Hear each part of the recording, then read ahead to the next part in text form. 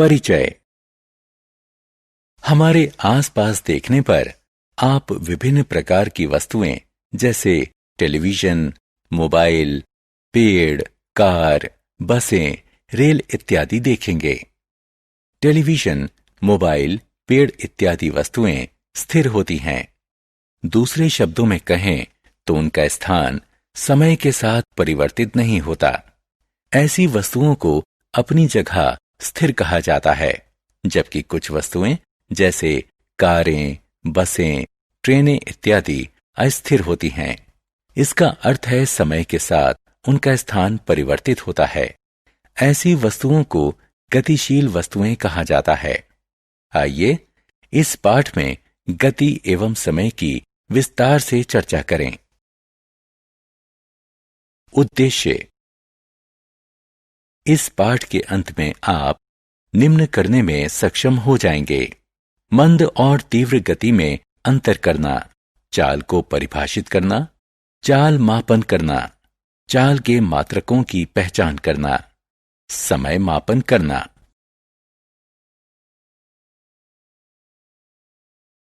मंद और तीव्र गति।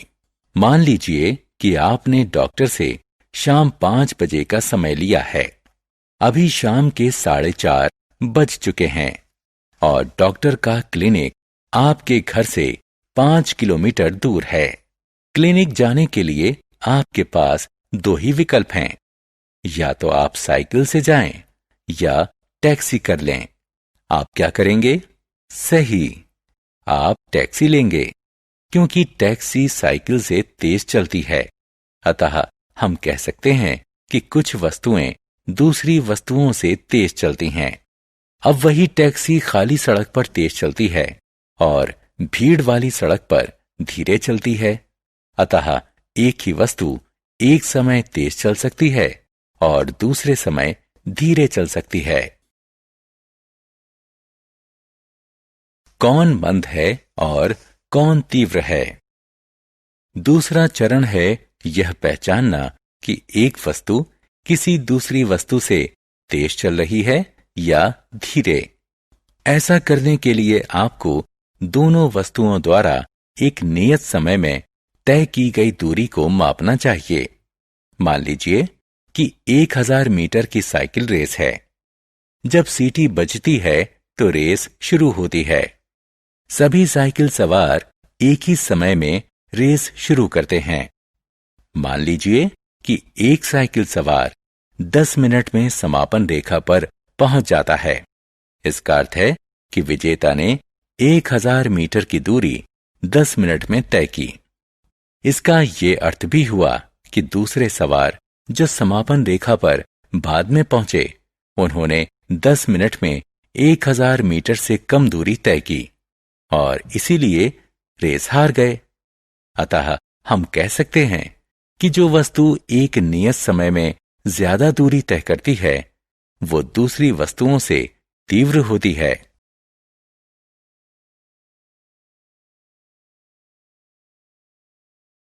चाल। कौन सी वस्तु अन्य वस्तुओं से तीव्र गति से चलती है? इसे जानने का सबसे आसान तरीका है कि हम सभी वस्तुओं की प्रति इकाई समय में तय की गई दूरी की गणना करके उनकी तुलना कर लें।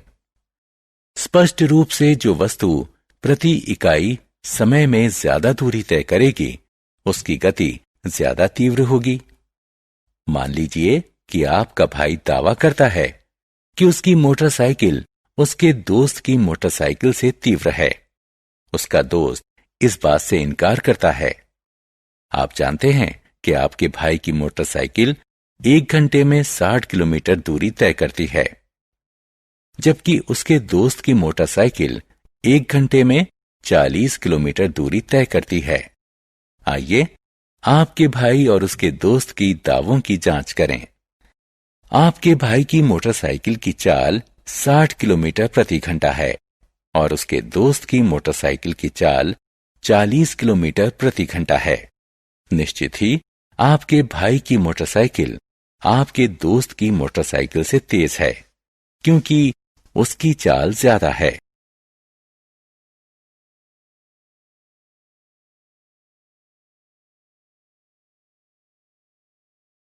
चाल मापन। किसी वस्तु की चाल मापने के लिए उसके द्वारा तय की गई दूरी और उस दूरी को तय करने में लिए गए समय को मापते हैं। इसके बाद हम चाल का सूत्र प्रयोग करते हैं। आइए इस साधारण अभ्यास द्वारा चाल मापना सीखें। एक रेखा खींचिए। किसी दोस्त से उस रेखा पर खड़े रहने को कहिए। उससे कहिए कि वो तब तक दौड़े जब तक कि वो रुकना ना चाहे। जब वह दौड़ना शुरू करता है और जब वो दौड़ना बंद कर देता है, उस बीच लगे समय को लिख लीजिए। अपने दोस्त द्वारा चली गई दूरी को माप लीजिए। चली गई दूरी को उस दूरी को तय करने में लगे समय से भाग दे दीजिए। आपने जो गणना की है वो आपके दोस्त की दौड़ने की चाल है।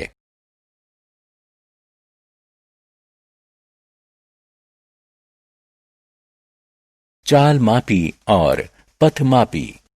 क्या आपकी पिता की कार में चालक की सीट के सामने लगे मीटर और इंडिकेटर आपको डराते हैं? अब वे नहीं डराएंगे। स्टीयरिंग व्हील के ठीक सामने 2 मीटर हैं। वृत्ताकार डायल जो कुछ कुछ एक सुई और संख्याओं वाली घड़ी की तरह दिखता है, उसे चाल मापी कहते हैं। जब कार चल रही होती है, एक सुई चाल मापी में एक विशेष संख्या पर होती है। यह अंक कार की किलोमीटर प्रति घंटा चाल है। इसमें एक आयताकार बॉक्स भी होता है जिसमें कई अंक लिखे होते हैं। जब कार चल रही होती है तो ये अंक बढ़ने के बजाय बदलते रहते हैं। इस आयताकार बॉक्स को पथमापी कहते हैं। इसका माप कार द्वारा चली गई कुल दूरी बताता है। समय का मापन। क्या आपको कभी आश्चर्य होता है कि कैसे बुजुर्ग सिर्फ छाया देखकर दिन का समय बता सकते हैं? प्रकृति की कई घटनाएं एक निश्चित समय अंतराल के बाद खुद को दोहराती हैं।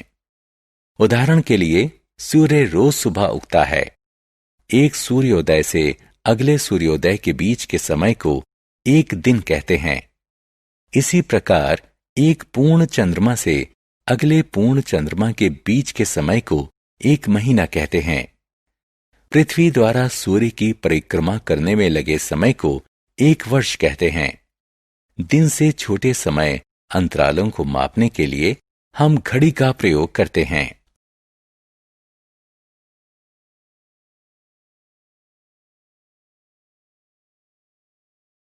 समय एवं चाल के मात्रक। समय का मूलभूत मात्रक सेकंड है। इसका प्रतीक चिन्ह एस है। मिनट और घंटे समय के बड़े मात्रक हैं। 1 मिनट 60 सेकंड के बराबर होता है और 60 मिनट 1 घंटे के बराबर होते हैं। चाल का मूलभूत मात्रक मीटर प्रति सेकंड है। हम इसे दूसरे मात्रकों जैसे मीटर प्रति मिनट और किलोमीटर प्रति घंटा में भी व्यक्त कर सकते हैं। हम सभी मात्रकों के प्रतीकों को एक वचन में लिखते हैं।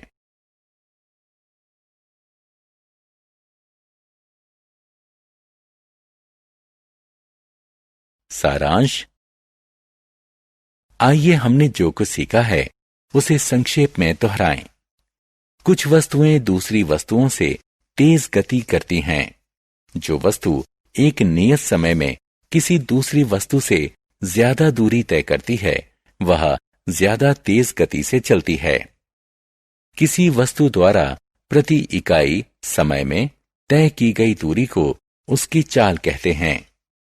चाल को किलोमीटर प्रति घंटा या मीटर प्रति सेकंड में मापा जाता है। चाल मापी किसी वाहन की चाल मापता है और पथमापी उसके द्वारा तय की गई दूरी दर्शाता है।